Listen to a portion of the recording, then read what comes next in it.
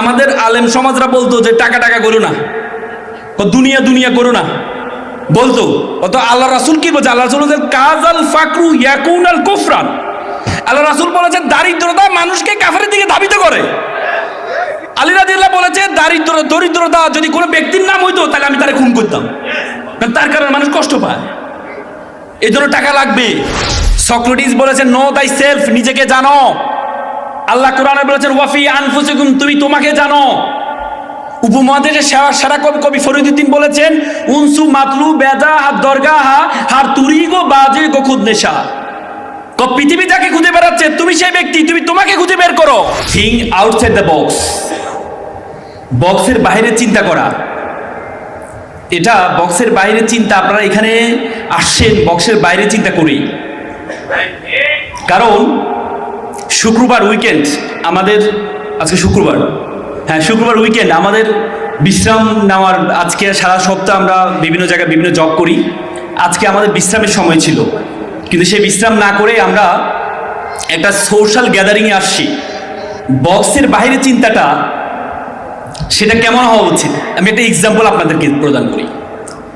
Suppose এখানে 3টা rho আছে, আমি 2টা বক্স নিলাম, একটা বক্সের মধ্যে 50 লক্ষ টাকা রাখলাম, আর আরেকটা বক্সের মধ্যে আমি 1 টাকার একটা মুদ্রা রাখলাম।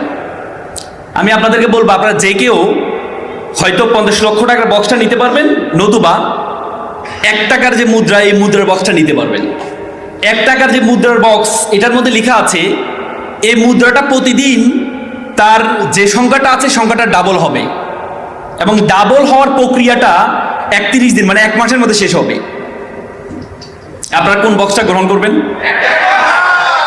কেন 50 লক্ষ টাকা গ্রহণ করবেন না? তাৎক্ষণিক আপনি 50 লক্ষ টাকা পাবেন। এই 50 লক্ষ টাকা দিয়ে আপনি যেখানে চাইবেন সেখানে যেতে পারবেন, যেটা চাইবেন সেটা নিতে পারবেন। কিন্তু একটা মাত্র মুদ্রা, 1 টাকার একটা মুদ্রা, সেই মুদ্রাটা আপনি কেন নেবেন? এই জন্যই আপনারা এখানে আসছেন, কারণ 1 টাকার যে মুদ্রা এই মুদ্রাটা দ্বিতীয় দিনে 2 টাকা হবে, তৃতীয় দিনে 4 টাকা হবে, চতুর্থ দিনে 8 টাকা হবে, এভাবে 10তম দিনে মাত্র 512 টাকা হবে, এবং 20তম দিনে মাত্র 15,000 টাকা হবে। ইন দ্য মিন টাইম যিনি 50 লক্ষ টাকা পেয়েছেন উনি টাকাটা পেয়ে তাৎক্ষণিক এত টাকা কি করবে? বিদেশ ঘোরা শুরু করেছে।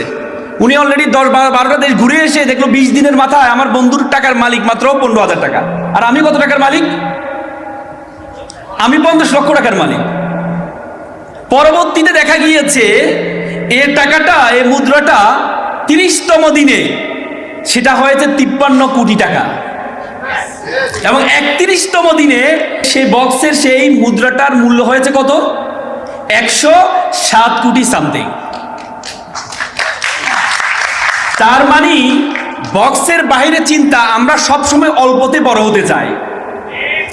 আমাদের যুব সমাজের মধ্যে সবচেয়ে ব্যাধি আকার ধারণ করেছে যে আমরা তাৎক্ষণিক বড় হতে চাই, আমরা তাৎক্ষণিক সামনে যে জিনিসটা আছে সেই জিনিসটা পেতে চাই। আমাদের দেশে একটা অভ্যুত্থান হয়েছে না? অনেকে বলে এটা দ্বিতীয় স্বাধীনতা। যারা অভ্যুত্থানের নেতৃত্ব দেয় বা স্বাধীনতার নেতৃত্ব দেয় তারা পরবর্তীতে লিডিং পজিশনে থাকে, কিন্তু আমাদের ছাত্রদের নেতৃত্বে যে দলটি হয়েছে দলটি কি এখন লিডিং পজিশনে আছে? কেন নেই? তার কারণ হচ্ছে আমাকে অল্পতেই পেতে হবে, আমাকে এখনই ক্ষমতা পেতে হবে, আমাকে এখনই কোটি কোটি টাকার মালিক হতে হবে, আমার সামনে যে কোটি কোটি টাকার অফার আছে সেই অফারটা আমাকে গ্রহণ করতে হবে। সে অফারটা গ্রহণ করতে হবে এজন্য যে দূরদর্শিতা, যে আমাকে 31 দিন পরে, 3 বছর পরে, 4 বছর পরে আমার দলটাকে আমি কোথায় নিব সে চিন্তা নাই। তাদের কথা হচ্ছে আমাকে এখনই এমপি হইতে হবে, আমাকে এখনই মন্ত্রী হইতে হবে। তার মানে আমাদের যুব সমাজের জন্য অ্যালার্মিং হচ্ছে আমরা অল্পতে বক্সের বাইরে চিন্তা করতে পারি না।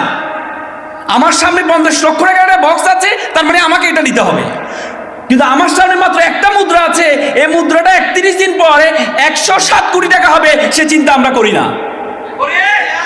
সে চিন্তা আমাদের করতে হবে।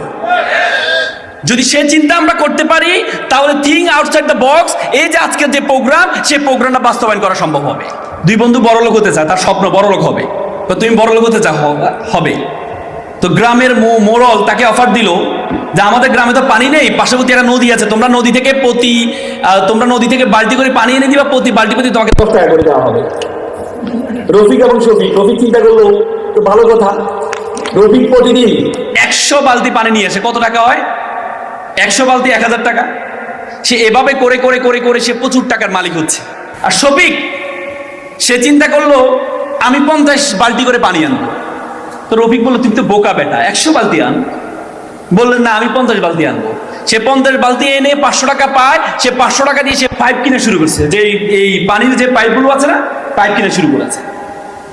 সে আবার প্রতিদিন 500 টাকা করে পাইপ কিনে সে গ্রাম থেকে নদীর মাছ পর্যন্ত সেই কি পাইপটা টেনে নিয়ে আসলো। পরবর্তীতে যখন তার প্রথম বন্ধু সে অনেক টাকার মালিক হলো, 2-3 লাখ টাকার মালিক হলো, তখন তার পকেটে 1 টাকাও নেই। কার? দ্বিতীয় বন্ধু। কারণ সে পাইপ টানা শুরু করছে। পরবর্তী দেখা 2 মাস পর্যন্ত সে পাইপ টেনেছে, টানার পরে তার টাকাটা যখন আসা শুরু হয়েছে, দেখা গেল প্রথম বন্ধু থেকে প্রায় 10 গুণ তার 2 দিনের মাথা তাটা বেড়ে গিয়েছে। তার মানে কি? তার মানে কি আপনাকে থিঙ্ক আউটসাইড দ্য বক্সের বাইরে চিন্তা করবেন according to demand of situation. চাইনাতে একটা বাঁশ গাছ আছে, সেই বাঁশ গাছটা দেখা যায় 5 বছরে মাত্র এটা এতটুকু বাড়ে, 1 ফুট বাড়ে 5 বছরে। 6 বছরের মাথায় মাত্র 1 মাসে 93 ফুট হয় এই বাঁশটা। এবার আপনি যদি 5 বছর পর্যন্ত আপনি চিন্তা করেন যে কি করলাম, শুধু পানিয়ে দিচ্ছি, বাঁশ তো বড় হয় না। আমরা অল্পতে হাল ছেড়ে দিই না? অল্পতে হাল ছেড়ে দিই না? কিন্তু আপনি অল্পতে হাল ছেড়ে দিলে আপনি আপনার যে গন্তব্য, সে গন্তব্যতে পৌঁছাতে পারবেন না। এটাকে বলে কম্পাউন্ডিং ইফেক্ট। শুনেছেন তো নাম আপনারা? চক্রবৃদ্ধি হারে বাড়া। এই চক্রবৃদ্ধি হারে আমাদেরকে বাড়াইতে হবে। আল্লাহ তাআলা কোরআনে ফামাই ইয়ামাল মিসকালা জাররাতিন খাইরাই ইয়ারা ওয়ামাই ইয়ামাল মিসকালা জাররাতিন শাররাই ইয়ারা। জাররা পরিমাণ কাজ করতে হবে। জাররা, প্রত্যেকটা সংখ্যাকে আমাদেরকে এমফেসাইজ করতে হবে, প্রতিদিনকে এমফেসাইজ করতে হবে, প্রতিদিন আপনাকে কাজ করতে হবে।